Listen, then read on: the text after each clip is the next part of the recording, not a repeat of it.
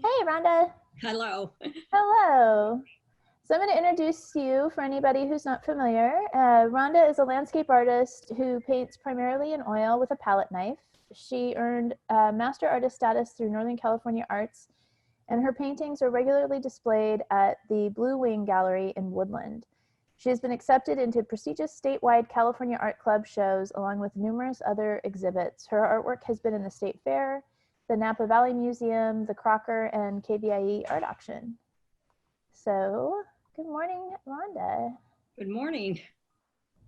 So I want to start off by asking you what a typical day in your studio looks like. It's not typical. I guess that's the key is I find as being an artist is it's very task driven. Yes, I schedule every week trying to make sure I at least paint maybe 1 or 2 hours a day. But I am not one that is like from morning to night in painting because there's so many other pieces and parts to being an artist that I have to really pay attention to what tasks have to be completed that week for whether I'm doing an open studio or getting prepared for a show or entering paintings into shows and the like.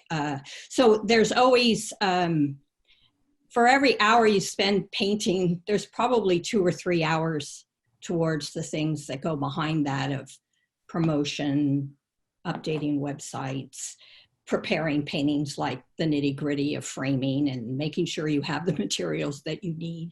So some of that is boring, but it has to be done. And one of the big things that I don't know how many artists, I do try to make sure that I document my paintings and have a spreadsheet that tells me, you know, what the size is, what the name is. I even put a little picture in the spreadsheet because there's times when I've looked at the title of a painting and said, which one's that?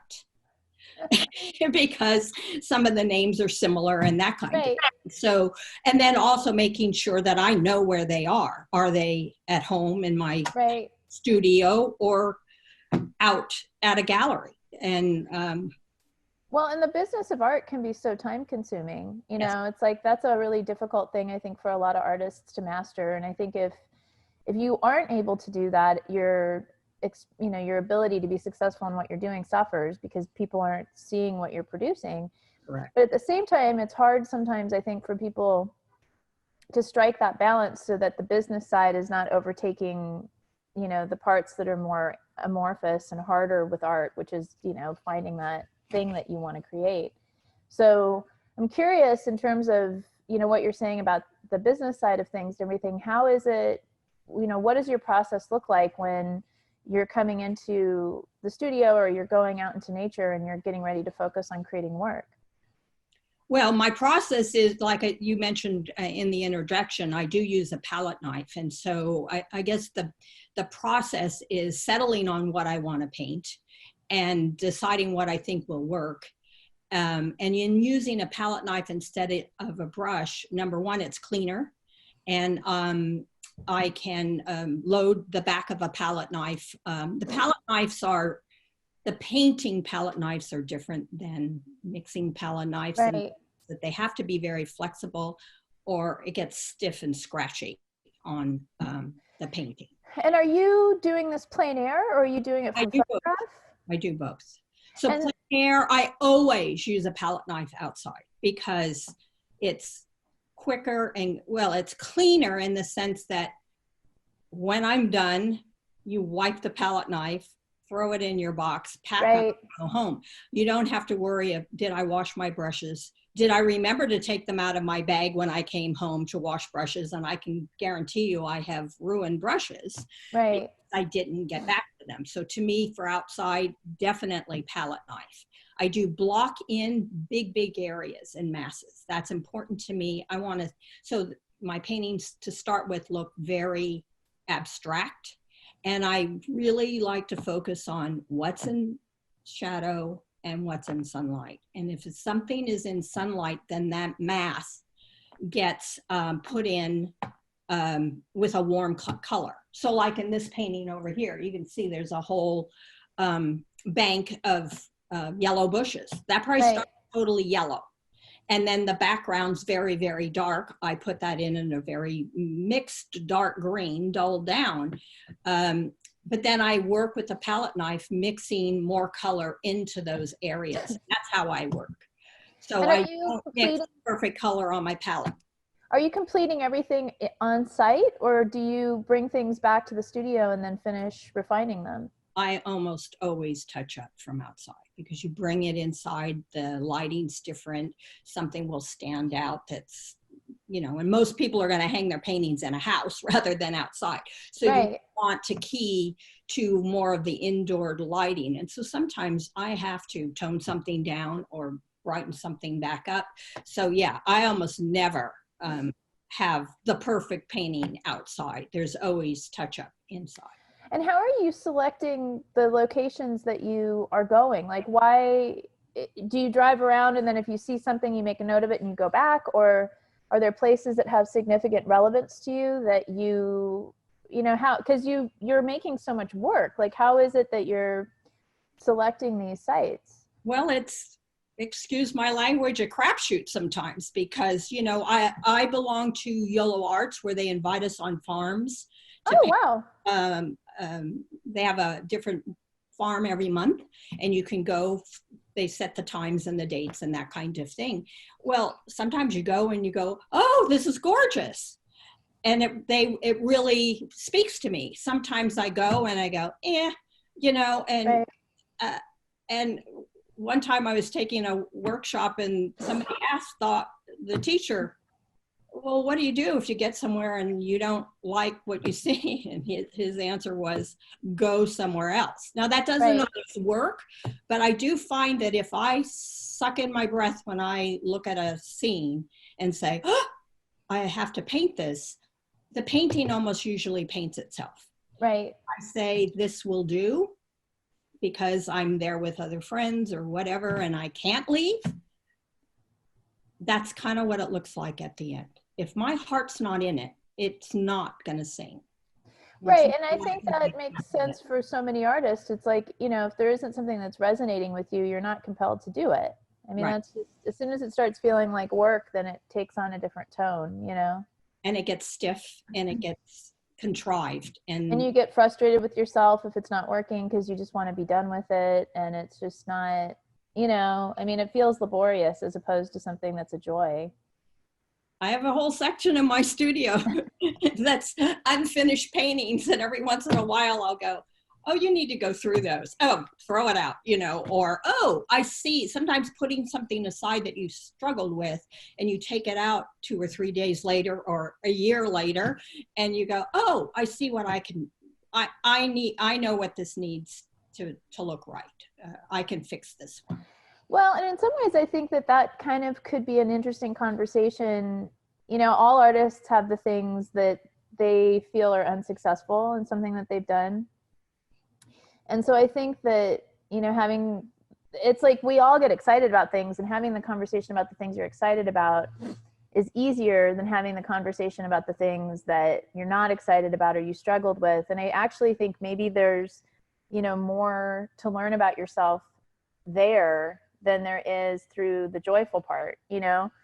So I've always thought it would be kind of interesting to have, you know, artists conversing with each other about their failures or the things that they feel weren't successful, because, you know, where are the commonalities there, even across disciplines and things, and how are people approaching their work in ways that they feel like this was a success versus this wasn't a success, you know?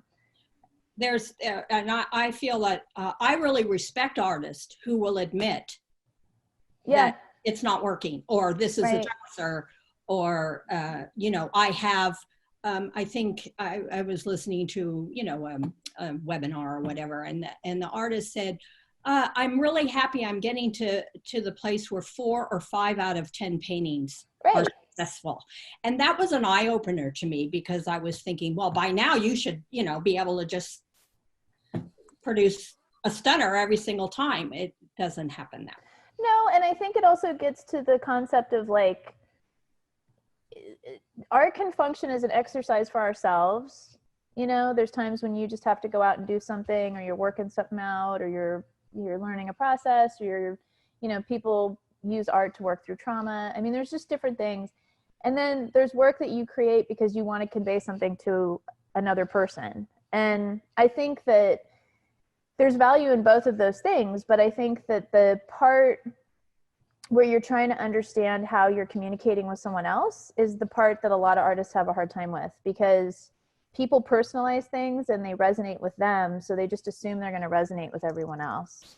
And that's not, being able to see the difference in that is what will help you, you know. Always our best judge of our work, because No.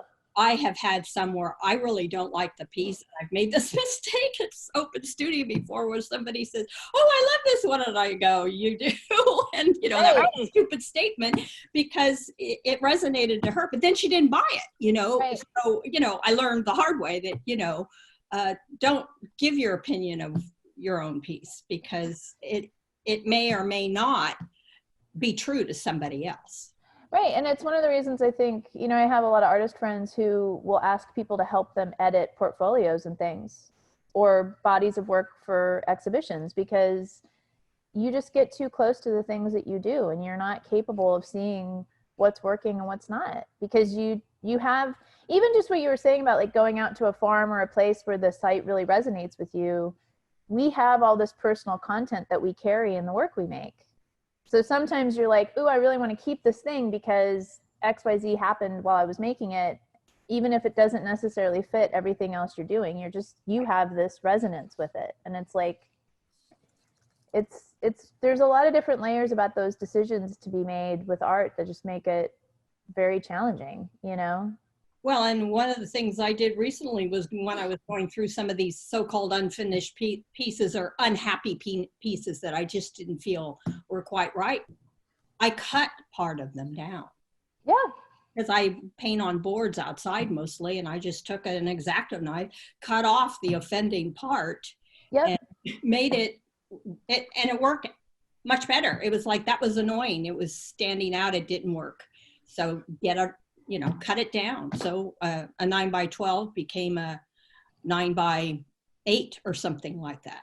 And it was better. Right. And I think those are the sorts of things, like once you give yourself permission to do that, then you just have far more flexibility and your work's going to get more interesting than, you know, trying to preserve something because you don't want to do it over, or you don't want to damage it, or you know, it's like people just get very precious with their work. And it's being able to have that layer of separation really makes a huge difference. Correct. Yeah. So we're starting to run out of time, unfortunately, because this is a really interesting conversation. And I want to make sure people know, before we wrap up, how they can find your work. Well, I am going to go Facebook Live during the 1 to 4. I will admit I probably won't be doing it straight through. I'll probably take some breaks and check chats and that kind of thing, but I will be doing that. You can always check on your online SAC Open Studios at the directory. I have a website. It's rhondaegan.com. That will direct you to my email and phone number. I don't mind giving my phone number if people want it.